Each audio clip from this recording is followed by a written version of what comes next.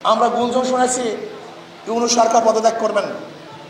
আমি ইউনূস সরকারকে বলবো, ওই চেয়ারে আপনি নিজ ইচ্ছা করে বসেন নাই, ওখানে জনগণ আপনি বসে আছে। ওখান থেকে পদত্যাগ করার এখতিয়ার আপনার নিজের নাই। ওখানে যারা বসে আছে তাদের অনুমতি ব্যতীত, তাদের আশা এবং আকাঙ্ক্ষার প্রতিফলন ঘটানো ব্যতীত আপনি ইচ্ছা করলে সেখান থেকে চলে যাবেন। এটা আমার শান এবং মানের সাথে সামঞ্জস্য হয় না। এটা আপনার শান এবং মানের খেলা।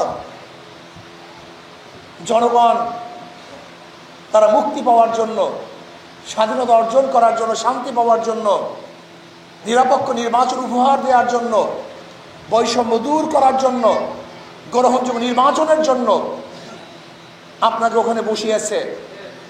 মানুষ সংস্কার চায়, সংস্কার করাবার জন্য আপনাকে বসিয়েছে।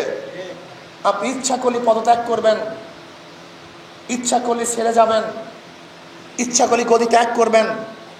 আমরা জানি আপনি চান না, কিন্তু এখানে চাওয়া এবং না চাওয়ার আপনার ব্যক্তিগত বিষয় নয়। আপনার ওখানে থাকা এবং না থাকা করে বাংলাদেশের জনগণের বিষয়, দেশের বিষয়। কাজে ইউনূস সরকারকে বলবো, কোনো অবস্থাতেই আপনি এমন সিদ্ধান্ত নেবেন না যে সিদ্ধান্তের মাধ্যমে ভারত খুশি হবে, ভারতের প্রত্যেকটা জনগণ হাসবে, মোদী সরকার খিলখিল করে হাসতে থাকবে। এরকম সিদ্ধান্ত আপনি নেবেন না।